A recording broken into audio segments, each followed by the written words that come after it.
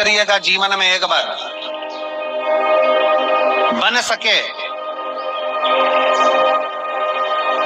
अगर बन सके एक बार प्रयास करिएगा। अगर गुरुवार का प्रदोष पड़ जाए, कौन से वार का? गुरुवार का प्रदोष पड़ जाए, बृहस्पतिवार का यदि प्रदोष पड़ जाए तो प्रदोष के दिन प्रदोष काल में कि शिवालय में जाएं, शंकर के मंदिर में जाएं, एक ही दिए के अंदर एक फूल बाती, कैसी बाती है? फूल बाती, और उसी दिए के अंदर एक लंबी बाती, दो बाती।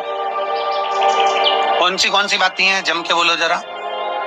एक फूल बाती, एक लंबी बाती, दो बाती। एक ही दिए के अंदर फूल बाती, लंबी बाती दोनों रख लें। थोड़ा सा घृत की बातियां, तेल की बाती नहीं, घी की बाती रखें, और दोनों बातियां उसमें रखकर 3 बेलपत्र भगवान शंकर के मंदिर में लेकर जाएं। दिए को भी प्रज्वलित नहीं करना है। पहली बेलपत्र नंदीश्वर की जो ऊपर का भाग होता है, जिसको हम शिव तत्व भाग कहते हैं, नंदी के पीठ पर एक भाग होता है जिसको शिव तत्व भाग कहा जाता है, वो नंदी की पीठ पर जो भाग है वहां पर एक बेलपत्र समर्पित करें। दूसरा बेलपत्र आप जो माता पार्वती जी का, जैसे ये शिवलिंग है और ये गोल भाग है, ये माता पार्वती जी का हस्तकमल है, तो माता पार्वती जी का जो हस्तकमल है, इस हस्तकमल पर कहीं पर भी एक बेलपत्र आप समर्पित कर दें। और तीसरे नंबर की जो बेलपत्र है वो भगवान शंकर पर समर्पित कर दें।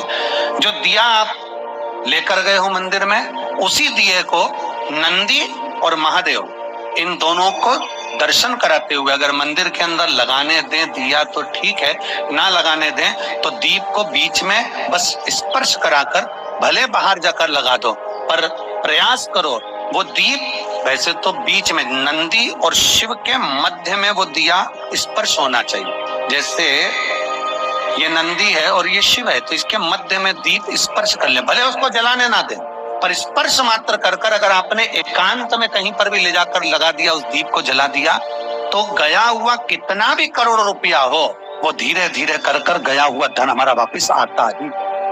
कोई खाकर भी बैठ गया तो देगा जरूर, वो धन आएगा जरूर, कैसे भी आएगा, पर अपनी संपदा वापस। कल भी कथा में कहा था कि मंदिर नहीं जा सकते तो उसकी चौखट का दर्शन करो। उसके दरवाजे के द्वारपाल वीरभद्र मणिभद्र और उसके चौखट पर बैठी है भाग्य देवी। शिव महापुराण की कथा कहती है, जो शंकर भगवान के, आप कभी अगर मौका लगे तो प्रयास करा करो कि शंकर के शिवालय में जब आप प्रवेश करें, शंकर भगवान के शिवालय में जब आप जल चढ़ाने के लिए जाएं, तो वहां जो मुख्य जो गर्भगृह की जो चौखट होती है, गर्भगृह की जो चौखट होती है, प्रयास करना चाहिए कि उस गर्भगृह की चौखट को प्रणाम करना चाहिए। और प्रयास ये भी करो कि गर्भगृह की जो चौखट होती है उस पे लात न रखते हुए आप उस चौखट को लांघने का प्रयास करो। चौखट को लांघो, गर्भगृह की चौखट को प्रणाम। अगर आपने दूर से भी शिखर का दर्शन करा है, आप दूर खड़े हो और आपको बाबा विश्वनाथ का दर्शन नहीं हो रहा है, आप दूर खड़े हो आपको महाकाल राजा का दर्शन नहीं हो रहा है, आप दूर खड़े हो आपको ओमकारेश्वर बाबा का दर्शन नहीं हो रहा है, आप दूर खड़े हो आपको भीमा शंकर बाबा का दर्शन नहीं हो रहा है, आप बहुत दूर खड़े हो और मान लो आपको केदारेश्वर बाबा का दर्शन अंदर नहीं हो रहा है, बहुत लंबी लाइन में खड़े हो, तो बाबा की चौखट का अगर दर्शन कर लेते हो, उस पर ध्यान भी लगा लेते हो, तो भाग्य पलट कर ही रहता, भाग्य पलटता ही है। स्मरण किया होगा कि ये शिव महापुराण में पहले वर्णन करा है कि शंकर जी पे चढ़ा हुआ जल लाकर अपने दरवाजे की चौखट पर छींटो। सुना था कि नहीं सुना था?